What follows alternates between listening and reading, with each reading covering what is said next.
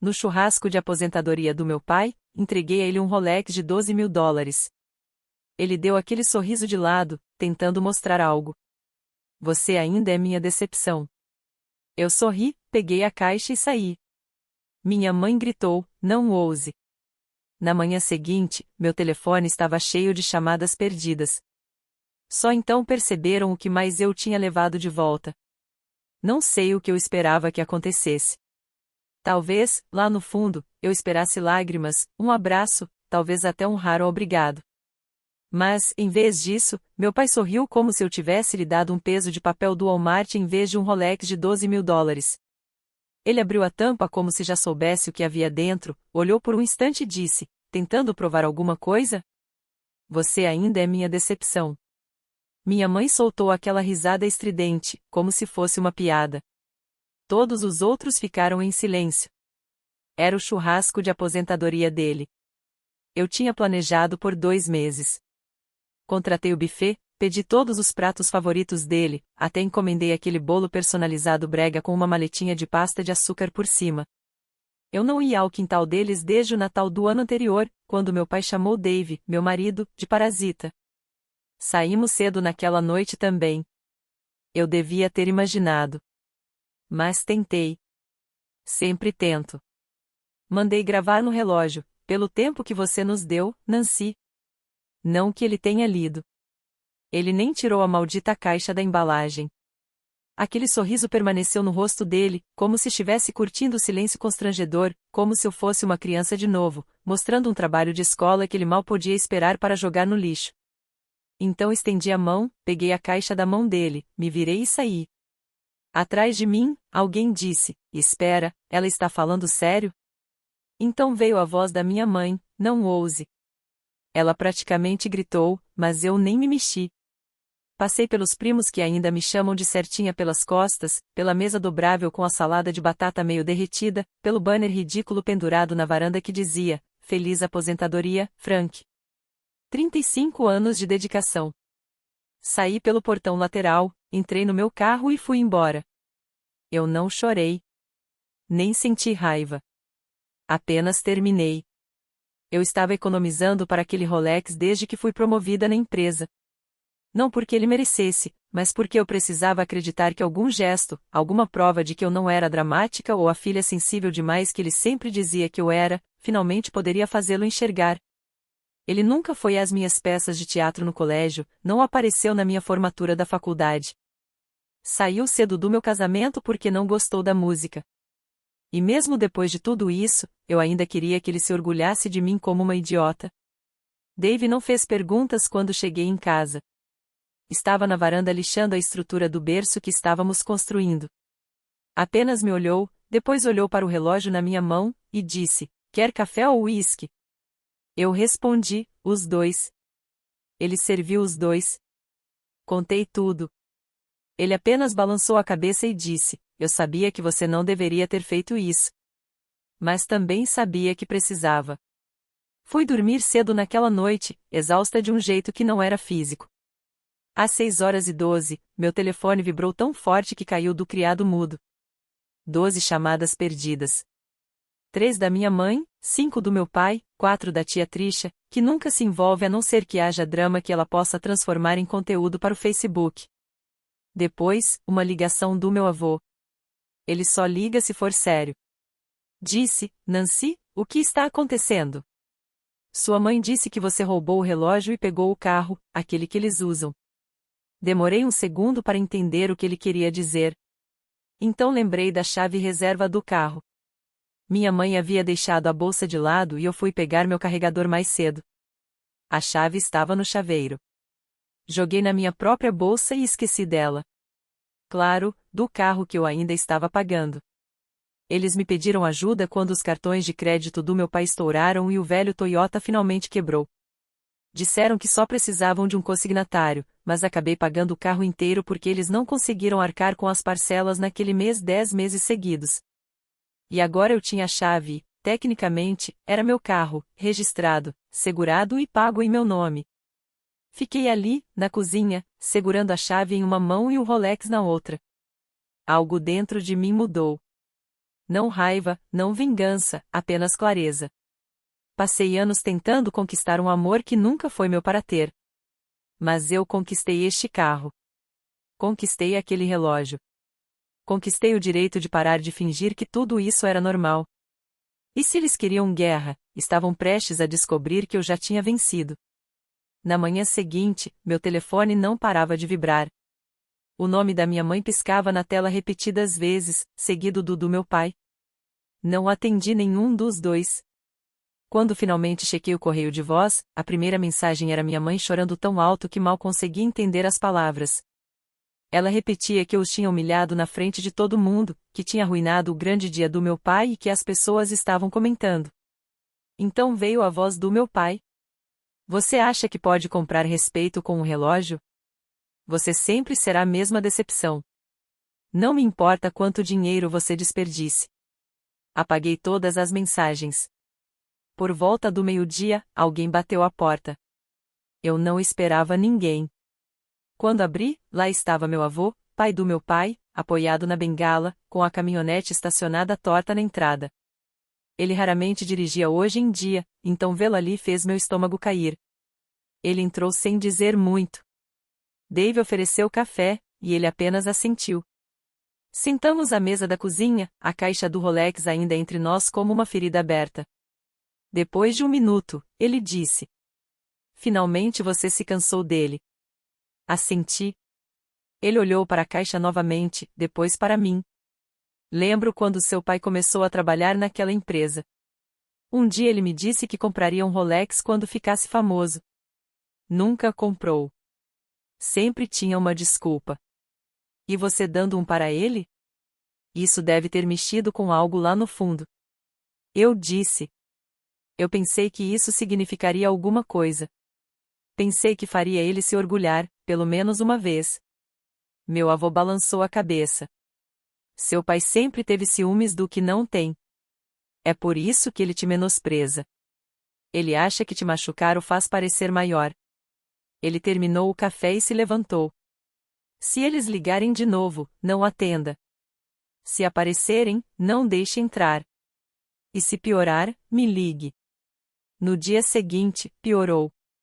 Dave ainda estava dormindo quando a campainha começou a tocar insistentemente. Quando ele abriu a porta, meu pai estava lá, usando óculos escuros como se estivesse em uma reunião de negócios, e não para discutir. Vou ser rápido, disse ele. Cadê o relógio? Dave não se mexeu. Não é mais seu. A mandíbula do meu pai se apertou. Aquilo era um presente para mim. Ela não pode simplesmente pegar de volta. Pode, quando você insulta na frente de 50 pessoas, respondeu Dave. Meu pai bufou. Você não sabe o que é lidar com ela. Vai descobrir, cedo ou tarde. Dave não recuou. Você não vai entrar. Vai embora. Quando percebeu que Dave não estava blefando, murmurou algo baixo, entrou na caminhonete e acelerou. Eu assisti pela janela. Não foi satisfatório. Só me senti vazia. Por alguns dias, as coisas ficaram quietas. Até que veio a mensagem. Dave estava no sofá quando o telefone vibrou. Ele franziu a testa, rolou a tela e me entregou. Eram várias capturas de tela, mensagens antigas de caras com quem eu tinha saído na faculdade, tiradas de anos atrás. E, acima delas, uma frase de um número desconhecido: achei que você deveria ver que tipo de garota você se casou. Não era preciso ser gênio para saber quem enviou. Eu olhei para a tela, depois para Dave. Ele parecia mais magoado do que irritado. Por que ele faria isso? Perguntou baixinho. Respirei fundo. Porque ele não suporta a ideia de eu ser feliz. Ele acha que, se não pode me controlar, pode destruir o que eu tenho. Houve uma longa pausa. Então eu disse: Que diferença faz quantos caras eu tive? Não foram muitos quando escolhi você. Ele finalmente sorriu, só um pouco. Isso foi tudo que eu precisava ouvir. Mas eu não tinha terminado. Não desta vez. Naquela noite, liguei para o vovô de novo e contei tudo: o relógio, o carro, os boatos.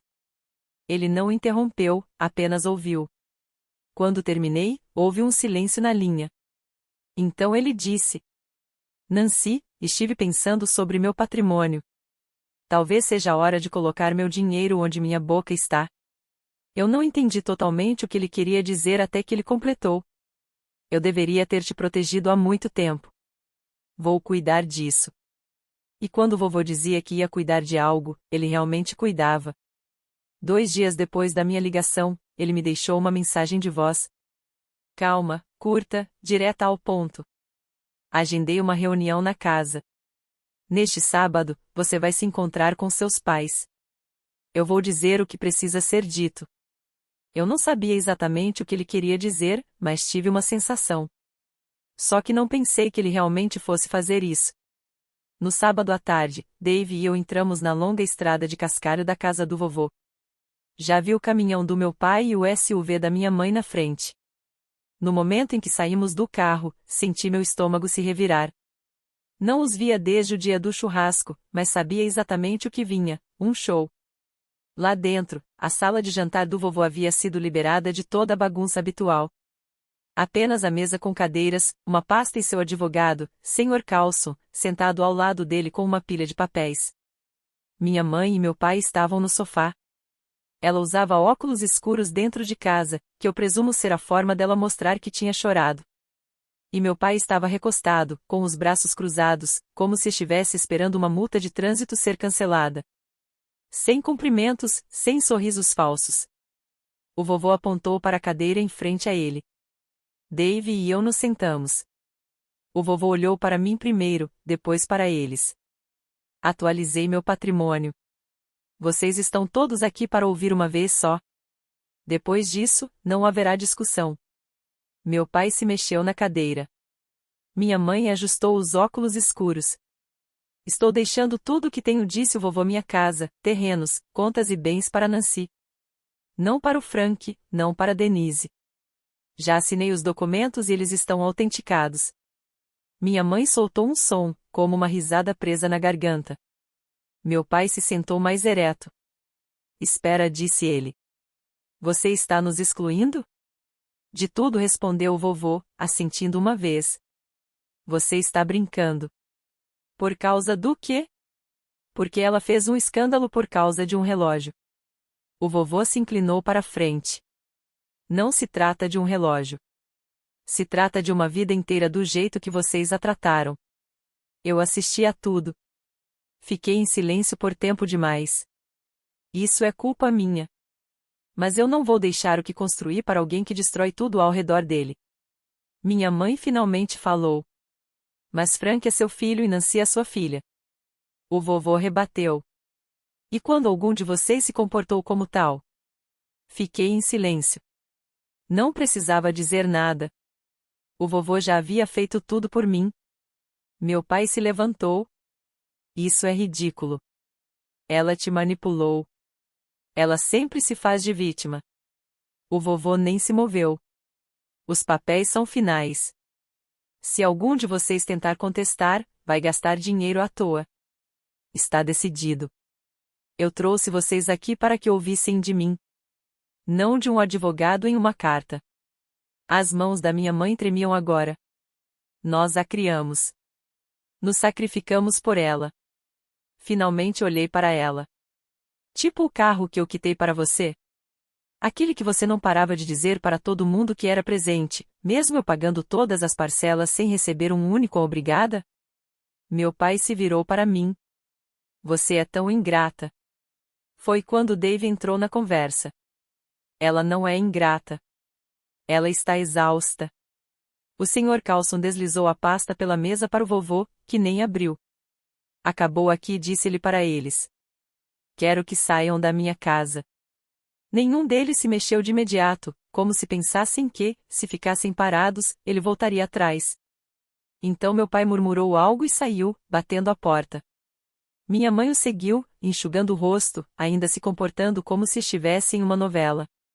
Eu os observei partir sem dizer uma palavra. Ficamos mais um pouco, só conversando. O vovô parecia cansado, mas firme. Disse que deveria ter feito aquilo anos atrás. Que não se tratava apenas de punição. Era garantir que o que ele construiu acabasse nas mãos de alguém que entendia o valor das coisas que dinheiro nenhum podia comprar. Naquela noite, voltei para casa e cancelei o pagamento do carro deles. Nem hesitei. 3 dias se passaram. Então veio a batida, não a campainha. Aquele tipo de batida que diz a não vamos embora. Quando abri a porta, eles estavam lá, os dois. Meu pai parecia destruído. Sem terno, sem arrogância, apenas o olhar quebrado. Minha mãe parecia menor do que eu jamais a tinha visto. Precisamos conversar, disse ele. Mas eu não tinha certeza se queria ouvir o que eles tinham a dizer. Eles apareceram sem avisar numa quinta-feira à tarde. Eu estava em casa sozinha, na cozinha, ainda com roupas de trabalho, quando vi o carro deles pela janela da frente.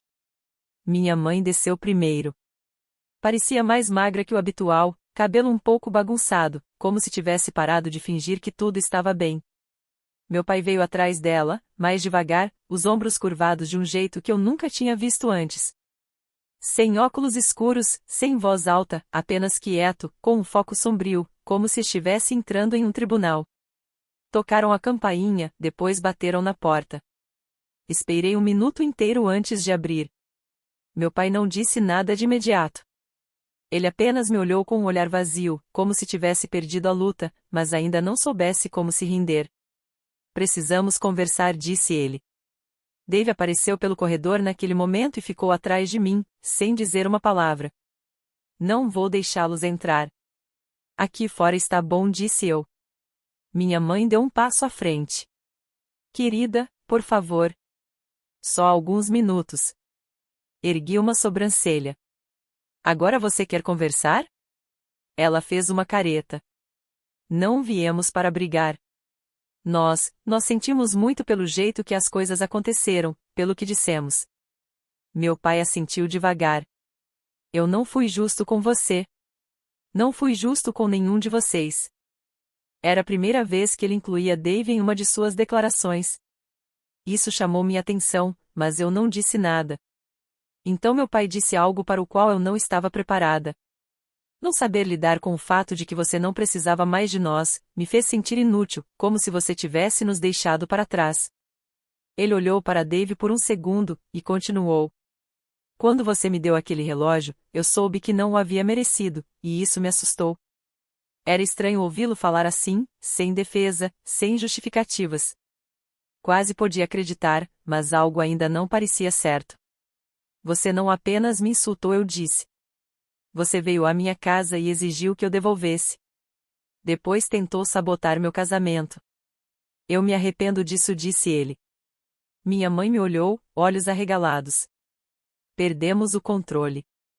Achávamos que ainda poderíamos consertar, mas então seu avô, ela parou.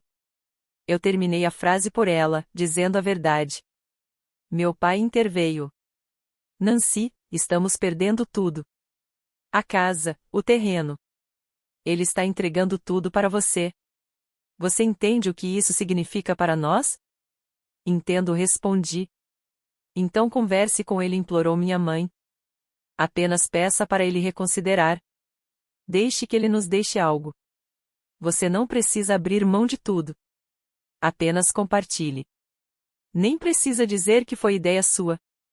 E por que eu faria isso? Os olhos do meu pai ficaram frios. Porque você ainda é nossa filha. Não, eu disse. Sou a filha que vocês ignoraram, diminuíram e usaram até que parou de funcionar. A voz da minha mãe se quebrou. Não diga isso, por favor. Você não sabe como tem sido para nós desde que ele fez aquele anúncio. O banco ligou. Se perdermos a casa, não temos para onde ir. Talvez vocês não devessem ter queimado todas as pontes, disse Dave, atrás de mim. Meu pai se enrijeceu. Nós a criamos. Eu ri. Vocês me alimentaram e mantiveram a luz acesa. Não é a mesma coisa. Comecei a fechar a porta, mas minha mãe agarrou a borda dela. Espere, Ryan vai voltar para casa na próxima semana. Parei. O quê? Seu irmão, disse ela. Ele ligou para o vovô. Quer se encontrar. Vai falar com ele. Claro que vai, murmurei. O que você prometeu a ele? Nenhum dos dois respondeu. Meu pai pigarreou. Ele não vai deixar você levar tudo. Assenti devagar. Então, isso não era um pedido de desculpas. Era um aviso. Ele me olhou nos olhos. Isso não acabou. Não respondi. Está apenas começando. Fechei a porta, tranquei, e fui embora sem olhar para trás. Naquela noite, sentei na sala com Dave e contei tudo. A visita, as desculpas falsas, Ryan. E então disse as palavras que havia guardado por anos. Eles nunca foram minha família. Não de verdade, mas ainda assim pensei que poderiam mudar. Dave me olhou. O que você vai fazer? No começo não respondi, depois sorri. Vou terminar o que eles começaram. Nos dias seguintes à visita deles, fingindo arrependimento, Ryan chegou à cidade. Eu nem precisei ser avisada. Eu só soube. O timing era perfeito demais. Recebi a confirmação na manhã seguinte, quando o vovô ligou. Adivinha quem apareceu na minha porta esta manhã, com camisa social e humildade falsa? Nem precisei responder. Ele disse que veio em busca de paz, que queria mediar. E então me entregou uma lista. Sentei-me. Que tipo de lista? Percentuais do patrimônio, o que ele achava justo para ele e seus pais. Disse que não era sobre dinheiro, apenas equilíbrio. Que eu estava emocional e precisava de ajuda para pensar racionalmente. Não pude me conter. Ri. Ryan acha que agora é terapeuta financeiro. O vovô não riu. Não. Ele acha que sou velha demais para notar o que estão tentando fazer.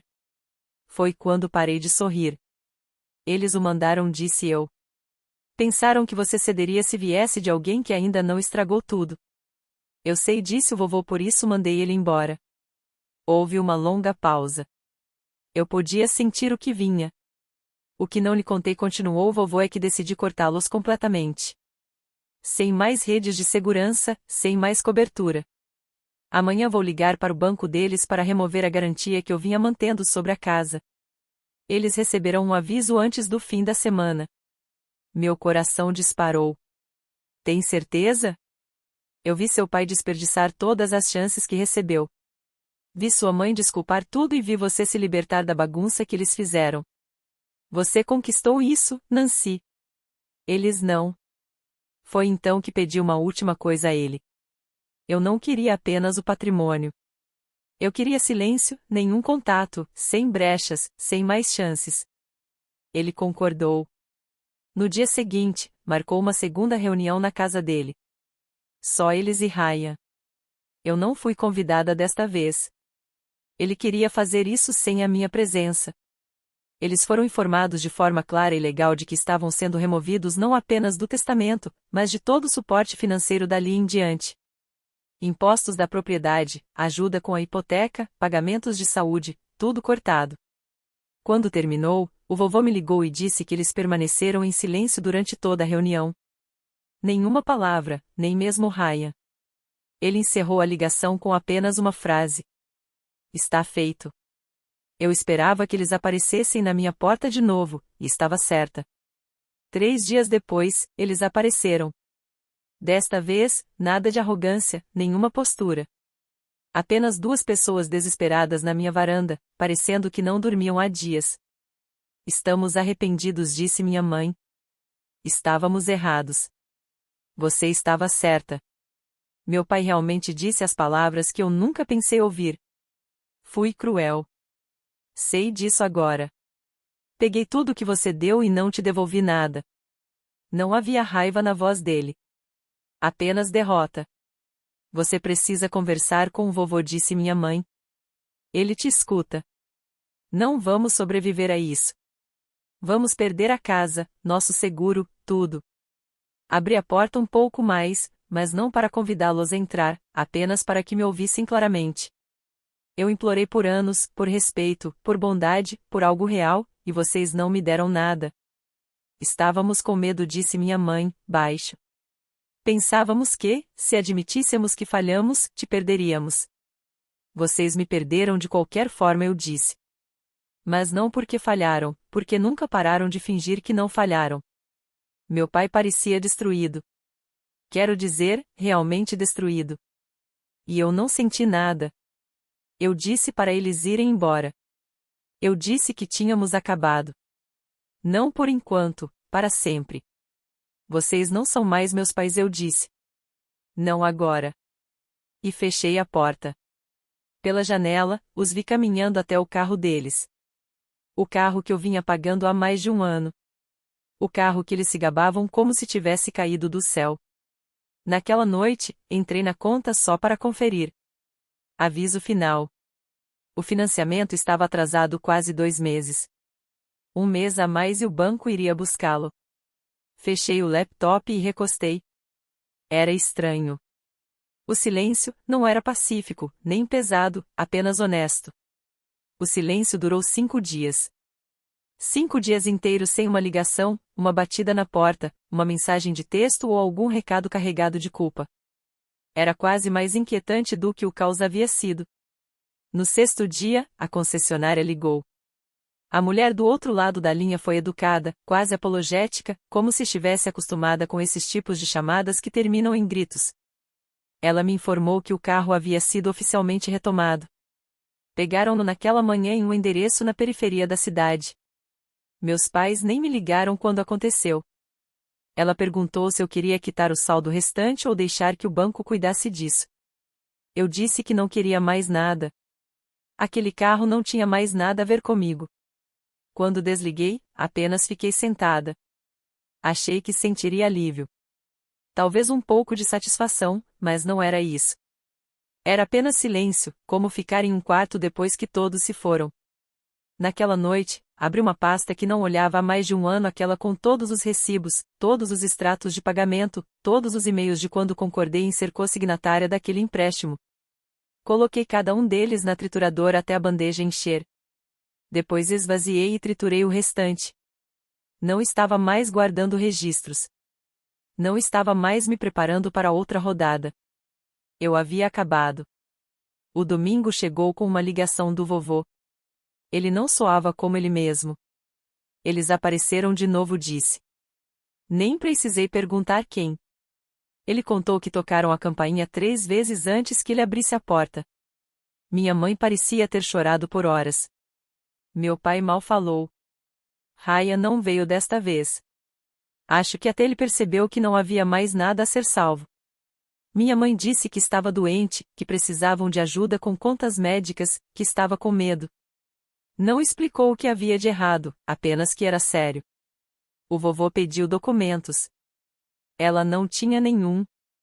Então meu pai tentou uma nova tática. Disse que havia começado terapia.